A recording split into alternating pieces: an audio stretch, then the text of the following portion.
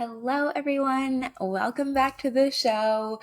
Um, as you can see, if you're watching this on YouTube, because we've been testing a new platform for recording podcasts, and also because of the new platform, you have the option to record video at the same time. So I was like, okay, well, why don't we just try and do two birds in one stone? And then I realized the way that my computer and desk and everything is set up, it didn't have great natural light. If you watch the last video, you'll see what I mean. And as a former photographer, I just couldn't let that happen. So now we are trying to use some different lighting. I'm trying not to look into it because it's really bright, but hopefully this makes it look a little bit better. I don't know if you guys even care about that, but I care about it because I want the content to look as good as it possibly can. So yes, we have better lighting, and hopefully this is going to make everything just look a little bit nicer.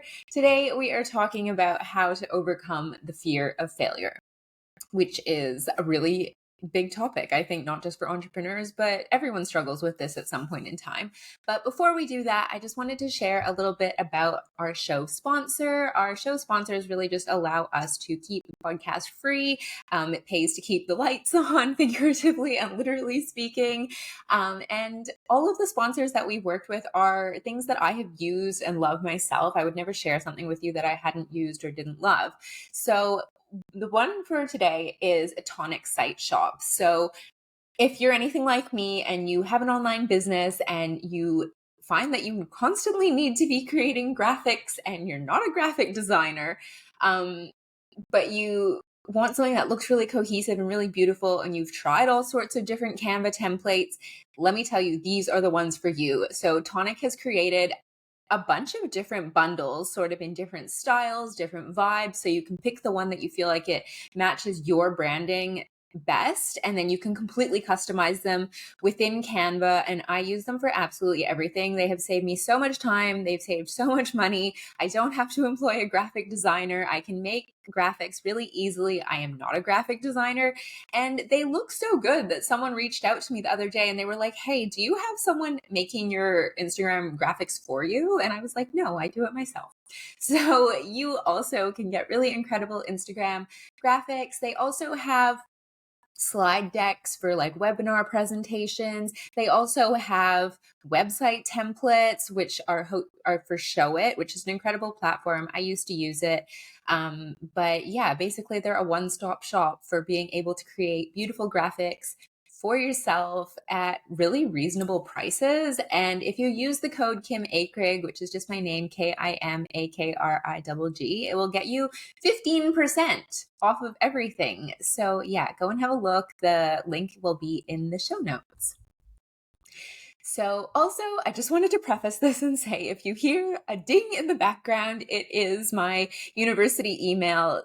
Today, when we were recording this, we have to send out emails for looking for a supervisor for our thesis project for this year. And I'm just really anxious about missing an email or anything. We sent out our, request this morning, and I'm just really want to be on the ball with making sure I hopefully get the supervisor that I want, because they're going to be supervising your whole thesis project for my bachelor's of psychology, which I'm finishing this year. And it's also really exciting because at the end of the year, I'm going to be able to say I am a provisional psychologist. So it's been a long and short 4 years, but yeah, if you hear it in the background, I know I probably shouldn't have it on while I'm recording a podcast, but real life happens sometimes. And so I just wanted you to know.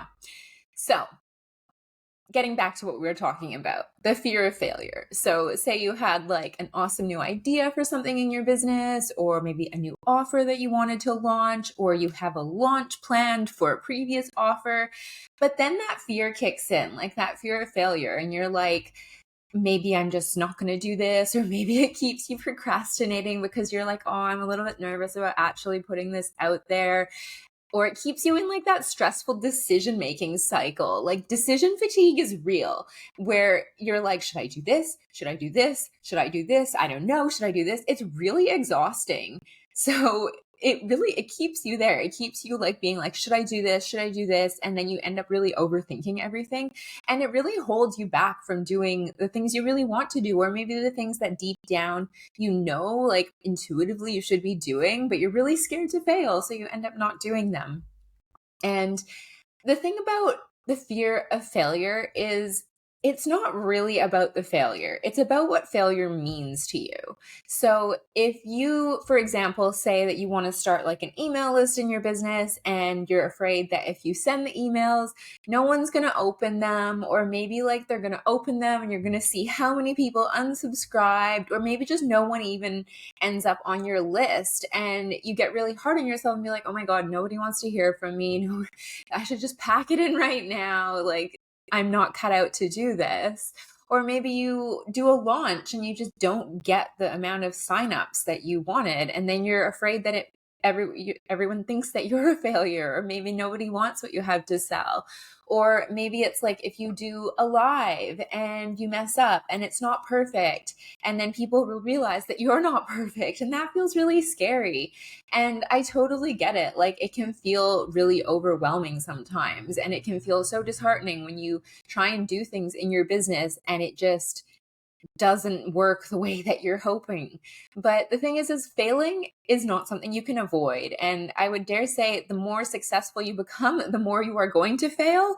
And the reason for this is because I would say pretty much no one goes out there, has an idea, executes it, and it's perfect on the first try, and their business just blows up and it's amazing. I would say that it's probably not most people's stories. So what does that mean? It means that you have to fail a lot to get to where you want to go. But we don't have to see it as failure. You can reframe it as something else. Like, you can be like, okay, well, I'm trying this or I'm trying that. Like, you can come at it from like a really experimental viewpoint. And this is one of the things that I really loved about being at university and like the scientific method is like, you're making an educated guess about what you think is going to happen or why something is happening, and you're basing it off of what's happened before. But the thing is when you go and do your experiment, you don't actually know what is going to happen. And then say you don't get the results that you were expecting or what you were hoping for or what makes sense, and you're like, okay, well, instead of just throwing out our whole research career and deciding we're going to go work at Macca's or something. Not that there's anything wrong with that, but you have to just try again. And it doesn't necessarily mean anything about you as a person or your worth or like how valid you are or how good you are, but we do make it mean those things. We're like, if this thing fails, it means I'm a failure. And the thing that I've really noticed, the difference between like really successful entrepreneurs is they take action quickly. One thing I've really noticed with working with entrepreneurs at like all different ends of the income spectrum. Like, I've worked with ones who are making millions of dollars. I've worked with ones who are just starting out. I've worked with ones in the middle. And the thing that I really notice about the people who are making a lot of money in their business is they implement quickly. They don't sit there being like, what about this? What about this? And like waiting and thinking on it. They are like, okay, here's the plan. Okay, I'm going to go and try this. And I think this is really beneficial because that decision fatigue that I mentioned before, it will keep you stuck and second guessing yourself if you let it run the show. And ultimately, at the end of the day, clarity comes through action. It comes from what you do. So you can sit there and think about it all you want. And I'm not saying that we should just be like reactive and like reacting to everything that's happening around us. But I'm just saying that when you kind of come to a decision and you're like, okay, shall we do this one or this one? This is where having a strong relationship with your intuition is extremely helpful, because you can ask your inner voice and be like, inner voice, should I do this or should I do this? And listen to what it says. Maybe it'll give you a whole other option, and that's okay too. But the thing is you have to take action quickly. And if you're stuck being like, oh my God, what if this doesn't work? Or what if this doesn't work? Or what if this, you are holding yourself back and you're keeping yourself in that stuck, stagnant energy. And ultimately you're not going to get any clarity. And then you might get disheartened because you're like, well, I'm not moving forwards. So the thing I really noticed is like, being successful, I really equate it with being like a quick decision maker and a quick action taker.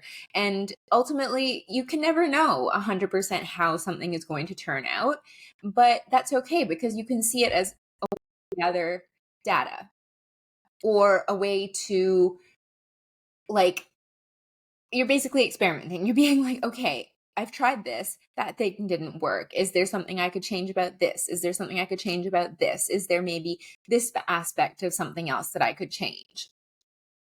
And the thing is you have to keep going even when nobody else believes in it.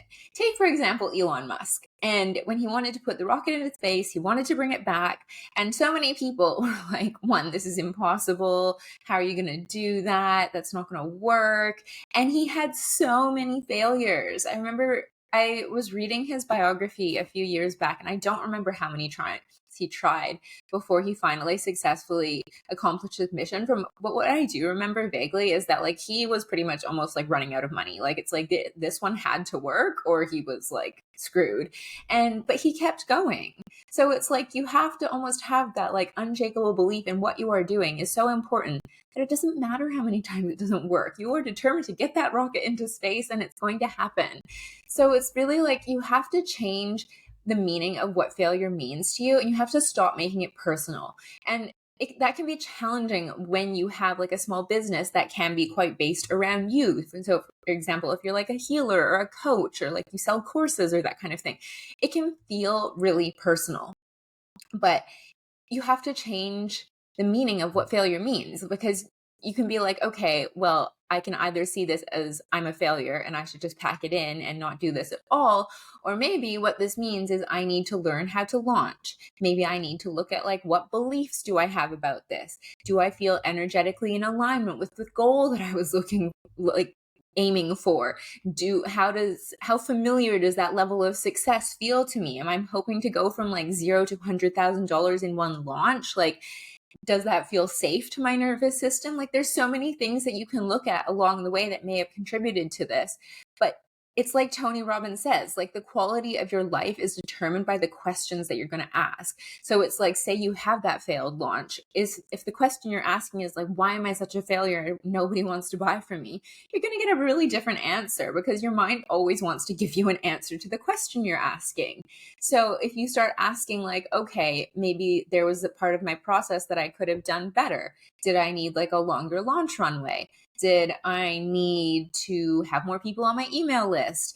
Did I need to talk about this for longer? Did I need to maybe sit down with my ideal target market and ask them, how do they think about their problem? Like there's so many things that gives you an actual tangible next step of something that you could be doing. So there's 5 things that I want you to consider next time you're afraid to fail. So the first one is if you have what you perceive as a failure, it doesn't mean that you're a failure. So often we can be like, if I failed, that means I'm a failure. But you're not. It's just whatever you tried to do, it didn't work. And that's okay because you're never going to get everything right on the first try. And it really like reminds me of like when I was going back to dance lessons a few years ago, and I was so scared. Like I was so scared to go to a class and like to look stupid or not know what I was doing or whatever. But then I really sat there and thought about it, and I was like, you know what? Like in every single place that you show up in life, there is always going to be someone better than you, and there's always going to be someone worse than you. And that's okay. And it also doesn't matter because the reason that you're there is because you want to learn and you want to have a good time. So whether you completely bomb the choreo and completely forget it, it's okay because you can always try and do it again. It doesn't mean anything about you. It just means that you're learning. But from so early on in life, we think if we don't get it right on the first try, that just means that we're never supposed to do it. And I really think it does a disservice to us because the only way that you get better at things is by doing it more. So if you fail on the first time, it's okay. That's part of the process. The next one, it's okay to make mistakes. We really seem to live in a society where I think social media contributes a lot to this, where people are just posting their wins. They're not posting their failures.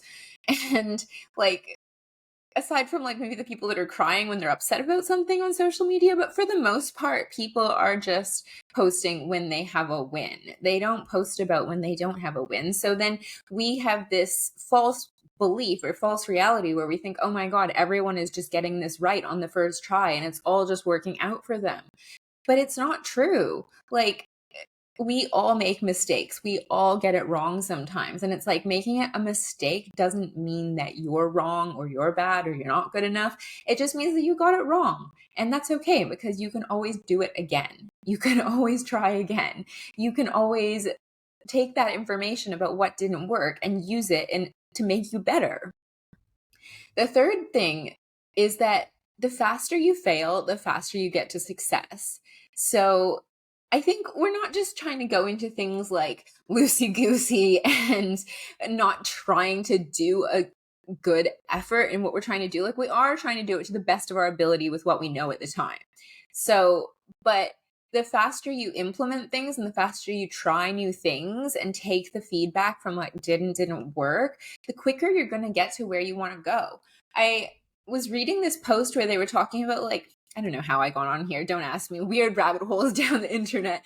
But they were talking about like weird survival tricks. And one of them was like, I don't know if this is true or not, but it made sense. And the person was saying like their army leader, whatever it's called, was saying basically like, if you're lost somewhere, like, run as fast as you can in whatever direction you think makes sense, because you will either, one, figure out quicker that you're going the wrong way, or you will get quicker to where you're trying to go. So it's like, instead of just sitting there and being like, I'm lost in the forest and I'm just going to wait for someone to find me versus, okay, I'm going to make an educated guess and decide that I'm going to go this way, but I'm going to go fast, because if I go that way quickly, I will figure out more quickly if I'm going the right direction, or I can reroute.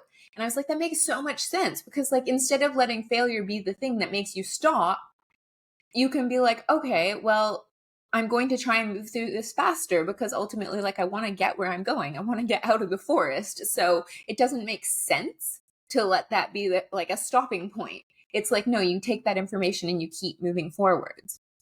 The next one is really like, and I think sometimes this is like a good thing to like journal on to really get to the root of it. But like, what does it mean to me to fail? Like, if I fail at something, what does it mean about me? What do I think it means about me? And often it usually means that we're not good enough, or we're not meant to do what we're doing, or whatever, or it's never going to work out for us, or whatever is the story that you've got. But really looking at it and be like, is that really true though? Like, if I don't get something right this time, next time, in 5 times, like, maybe you need to start trying to do something a little bit differently, because I think that they say that's the sign of insanity, isn't it? Like, you do the same thing over and over and you expect a different result. So it's like, don't make the same mistake over and over. Like, take what you learned and try and apply it to something different. But like, what does it mean to you to fail? And how can you interpret that in a way that's more empowering? And the last thing I would say is dialoguing with your inner voice, dialogue with that intuition, and be like, am I a failure? Is this true? Why or why not? And also, like, what should I do different next time? And I think that's really the thing that is going to be like the guiding force, if you let it, is because there's always going to be someone telling you their opinion of what they think you should be doing, or what you should be doing differently, or like, whether it's like a coach or a course or whatever. People always want to tell you what they think that you should do. But really cultivating that relationship with your inner voice and be like, okay, well, what's my next step? What should I do? What should I do differently? And that's going to be different for everyone. Obviously, I can't tell you what your inner voice is going to tell you. And, but when you cultivate that inner guidance, that makes you so much stronger in your convictions of where you should be going next. And if the thing that you really feel like is making it really hard for you to take action or to move forwards because you're afraid to fail, I would say you need to join Inner Worth, which is my self-paced evergreen course, which basically helps you to know that you're enough, helps you to feel like you're good enough. It helps you clear those blocks to self-worth, because we all have them. We all go through life creating stories around why we're not good enough, and then that just projects out. But Inner Worth is really there to help you build that self-confidence, to build that self-belief in yourself. And it also has a self-paced RTT session to help you clear out those blocks to self-worth and instill confidence and self-belief. So yeah, you can get that. I will link it in the show notes. You can join at any time. And yeah, that's it from me for today. I hope this was helpful for you, and I will talk to you soon.